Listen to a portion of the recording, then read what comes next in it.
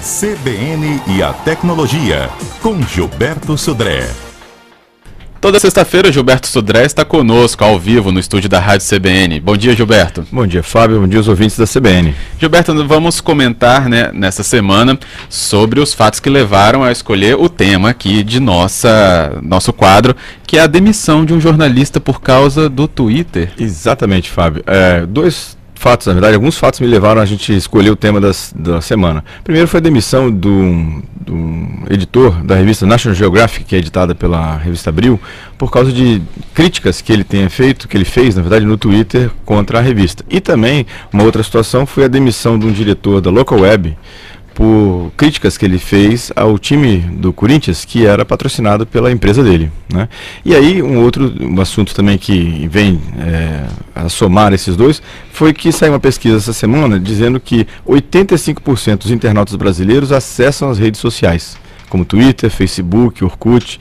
E aí, a pergunta que fica é: como que eu vou me comportar nas redes sociais? Então eu levantei aqui algumas dicas para quem usa o Twitter, quem trabalha e muitas vezes tem um emprego e aí vai se colocar perante o Twitter com suas opiniões, seus fatos. Como é que ele deve fazer isso aí? Qual é a opinião, inclusive, que eu relacionei de alguns advogados que eu consultei sobre essa situação, de como é que ele deve fazer para se portar em relação a isso. Então, a primeira dica é não abordar na rede social, seja ela Facebook, Orkut ou Twitter, questões internas da empresa. Ou seja, se são questões internas, discutidas internamente, isso não deve ser levado para o público em geral, porque o alcance desse tipo de rede é imenso.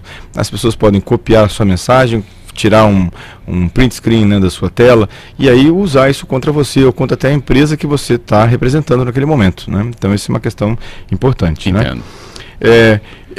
As redes sociais são ambientes públicos. Então, uma coisa é você conversar com seu amigo numa mesa de um bar, sobre uma opinião, sobre uma questão que está acontecendo na sua empresa. Outra coisa é você colocar isso no portal do Orkut, porque a abrangência, ou seja, a área de cobertura disso aí vai ser muito maior. Então, cuidado com suas observações sobre isso. Certo. Né? Uma outra dica também é: evite colocar o cargo da empresa em que você trabalha. Ou seja, hoje é muito comum a gente acabar no nosso dia a dia misturando a vida pessoal com a vida profissional. E acaba você assinando um post, uma publicação no Twitter ou no Facebook com o seu cargo da sua empresa. E aí, quando você assina com o seu cargo da sua empresa, você está falando em nome dela.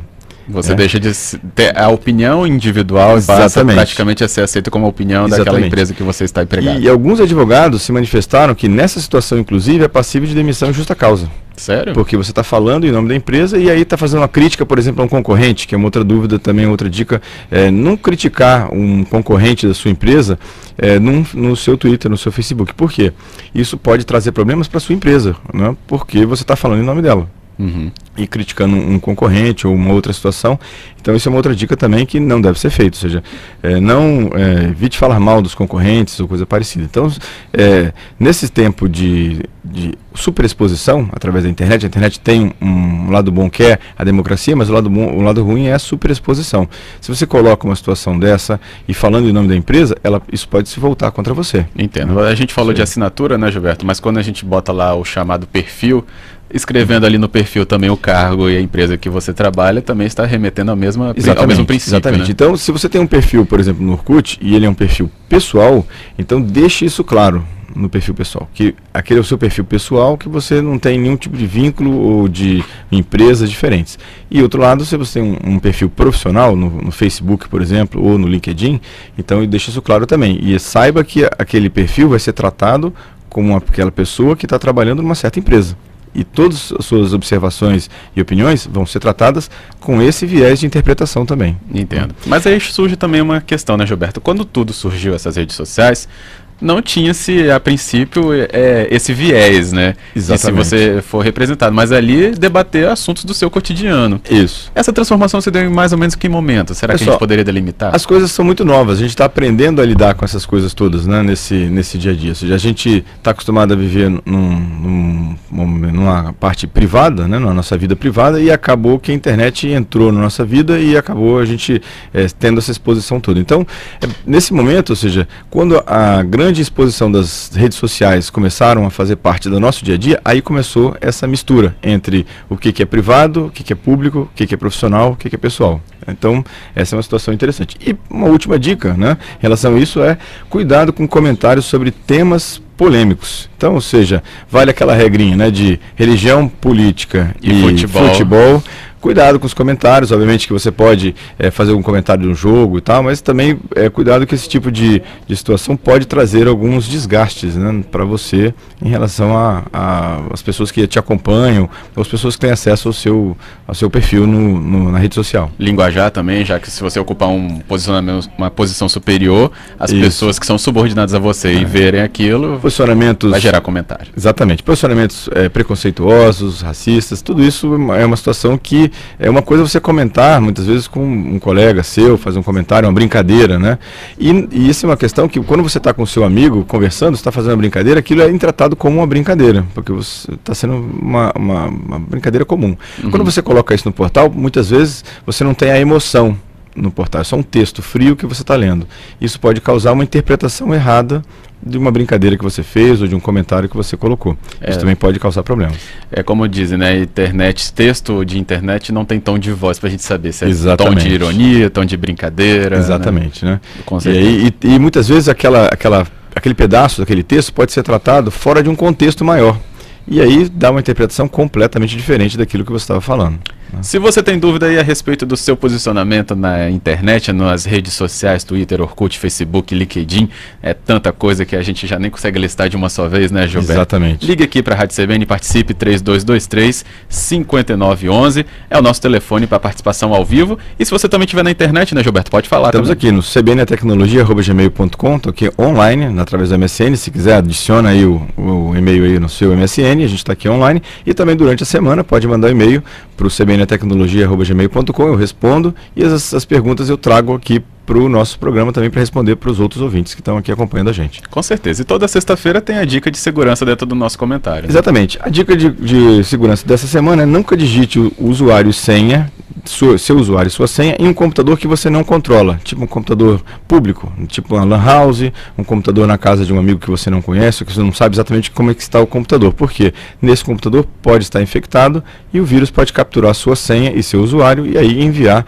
para um hacker que depois pode invadir a sua conta e fazer algum tipo de bloqueio, né? Ou seja, algum tipo de post até não favorável a você na sua conta. Então, a dica é essa. E já continuando nessa questão da dica, Fábio, sim. Na semana passada, no final do programa, uma ouvinte ligou para a gente aqui e deixou uma pergunta, né? Que ela queria saber, a Fátima de Vila Velha, obrigado Fátima pela participação, ela perguntou assim, que muitas lojas, ao fazerem o cadastro do cliente, pedem para que esse confirme a sua senha de cadastro. Né? E nesse caso, ela não estaria dando a senha para a loja? Né? Ô Fátima, se você está confirmando a senha num portal, num formulário da internet, isso não tem problema, está dentro do sistema dele. Agora, se a atendente no telefone vai te pedir para confirmar uma senha por telefone, eu diria que não é para fazer isso, porque ninguém precisa saber... nenhuma pessoa precisa saber da sua senha. Na verdade, o sistema sim, ele cadastra, fica lá guardado no sistema, mas você não precisa em momento nenhum informar a sua senha por voz para um atendente, né, de um call center qualquer. Então, se for atendente ainda. Né? Se for atendente, exatamente. Com certeza. Então, em hipótese nenhuma, fale a sua senha ao telefone com ninguém. Exatamente. Né? Temos também, né, Gilberto, fatos da semana. Os fatos da semana. Então, lançado agora nessa semana o Plano Nacional de Banda Larga, que é um programa do governo para tentar popularizar, né, e democratizar o acesso à internet. A ideia o governo anunciou a Telebrás como gestora do Plano Nacional de Banda Larga, e a ideia é investir na Telebrás para que você tenha acesso, né, dê acesso à internet de no mínimo 512 kilobits por segundo a no máximo R$35, né, por mês. Então, seja um programa bem interessante aí que vai popularizar ainda mais a internet no nosso país. É, né? O que a gente espera, né? Exatamente. Um fato ruim é que, pelo menos até agora, as informações que eu tive, é que a infraestrutura da Telebrás não passa pelo Espírito Santo. Então a gente vai acabar ficando, acho que por um segundo momento aí, pelo menos as informações que eu tenho até agora, que a gente não vai ser atingido por esse lançamento do programa, né? Pelo menos por enquanto, acho que é a má notícia dessa questão. Como eu diria, mais uma vez, o Espírito Santo fora aí dos avanços, eu diria, né? Exatamente. Anunciados pelo governo federal, pelo complicado. menos. Demais. Complicado. E o segundo? O segundo fato é o Projeto Natal. A gente até já comentou aqui Natal, no CBN Tecnologia. É o Projeto Natal da Microsoft. O que é o Projeto Natal?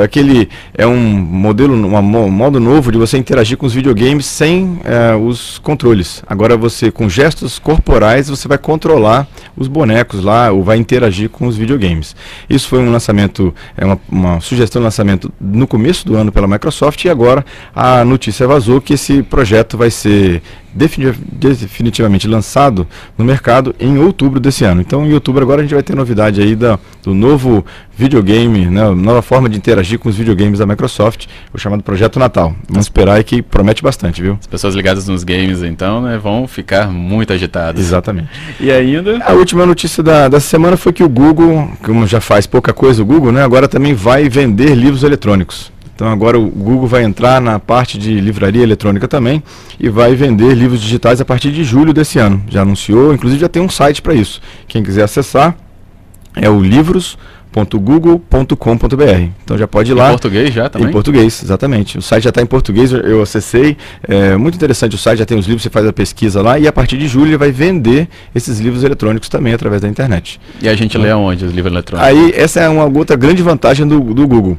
Enquanto a Apple, por exemplo, ela focou no iPad, ou seja, os livros vendidos pela Apple são lidos apenas no iPad, da Google você lê em qualquer lugar. Você lê no PC, no iPad, você lê no Kindle, na Amazon, você lê em qualquer tipo de leitor de livros eletrônicos. É uma plataforma restrita, né? Exatamente. Então essa é uma outra questão interessante que o Google vai lançar a partir de julho. Então só lembrando, o site é livros.google.com.br. Se eu não anotei o livros.com.br, onde que eu encontro? Daqui a pouquinho a gente vai estar, tudo isso que eu falei aqui vai estar no nosso blog, no www.gazetaonline.com.br/blog Vida Digital. E quem tiver no MSN durante a semana e quiser falar com você, cbntecnologia@gmail.com. Gilberto Sodré, muito obrigado pela sua participação. Obrigado a você, Fábio. Um grande abraço a você, os nossos ouvintes. Um excelente final de semana para todos e até a próxima sexta.